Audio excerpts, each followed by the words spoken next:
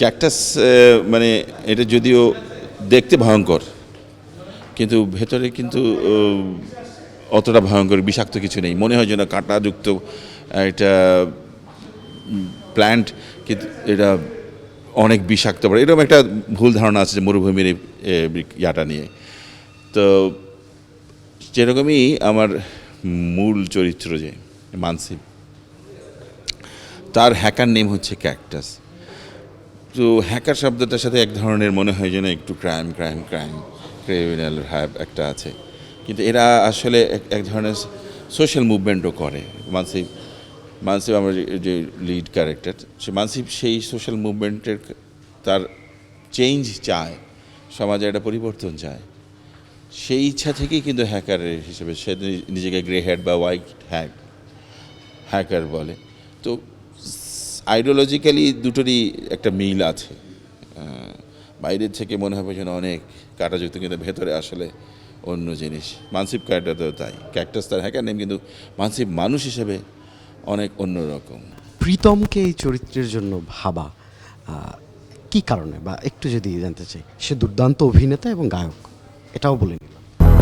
200-র বেশি সার্ভিস ও ফিচারে লেনদেনের সব বিকাশ অ্যাপে সম্ভব। মানসিকভাবে স্ট্রং, সাহসী, চেঞ্জ চায়।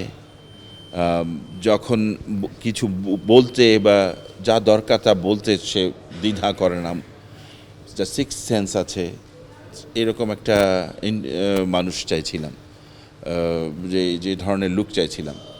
তো সেই লুকটা একদম প্রীতমের মধ্যে চাইছিল। আর প্রীতম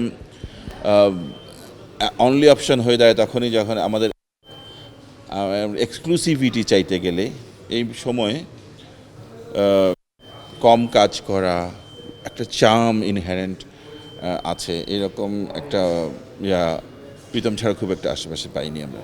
মেহজাবিনের চরিত্রটাও কিন্তু চ্যালেঞ্জিং ভাবে আপনি তৈরি করেছেন। আমরা মেহজাবিনকে অসংখ্য ভাঙা চরিত্র পেয়েছি বিভিন্ন ভিন্ন রূপে, কিন্তু এইখানে তাকে অ্যাকশনে পেয়েছি এবং সেটা একদম বিশ্বাসযোগ্য করে যে মেহজাবিন ফুটিয়ে তুলতে পেরেছে। আপনার জন্য একটু চ্যালেঞ্জ ছিল না? হ্যাঁ, মেজাজ অনলি তার অভিনয়ের জন্য, কিন্তু ওইটুকুই একটু একটু দ্বিধা যদি বলি, ওই জায়গাটাতে একটু ছিল যে মেহজাবিন পারবে কিনা, তাকে দেখতে তো শুকনা বুকনা, বিশ্বাসযোগ্য হবে কিনা। একটা দর্শাশয় মানে একটা লম্বা চওড়া মানুষকে বেটাকে শুয়ে দিচ্ছে ঘুষি মেরে, এটা বিশ্বাসযোগ্য কতখানি হবে।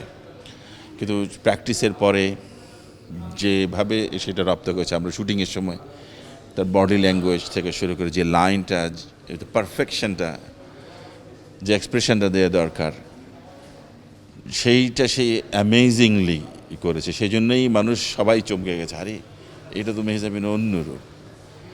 তো একাই এখন পুরো সিরিজটা টেনে নিয়ে গেছে মেহজাবিন।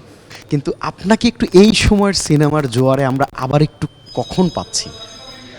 আগামী বছরই পাবো, এই বছরও পেতে পারেন, আগামী বছরও আসছে। আমি সিনেমা করবো এরপর ওটিটি কয়েকটা কাজ, আইস্ক্রিন একটা কাজ করছি, সেটার পরে আমি সিনেমার দিকে মনোযোগ করব, সিনেমাই করব।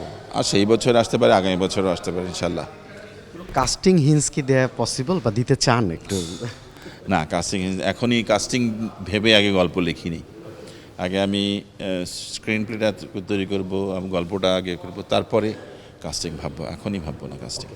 আপনি রাজনৈতিক বিষয়গুলো নিয়েও আপনি ভীষণ সচেতন এবং চিন্তিত, এবং লেখালেখিও করে ফেলেন, সেটা মনের মধ্যে রেখে দেন না। ঠিক এই সময়টা আমাদের জন্য কতটা চ্যালেঞ্জিং, বিশেষ করে কালচারাল জায়গাটা? খুবই দমবন্ধ অবস্থার মধ্যে ছিলাম, আমার কাছে মনে হয়েছে এই 12ই ফেব্রুয়ারির আগে। একটা চৌকি ফিলিংসের মধ্যে দিয়ে এর আগের 1.5 বছর গেছি।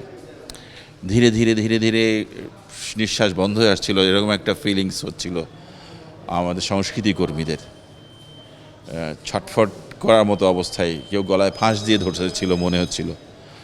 নির্বাচনের পরে হঠাৎ সব রিল্যাক্স হয়ে গেছে, তখন মন থেকে ভার একটা নেমে গেছে, অনেক বড় বিপদ থেকে বেঁচে গেছি মনে হয়েছে।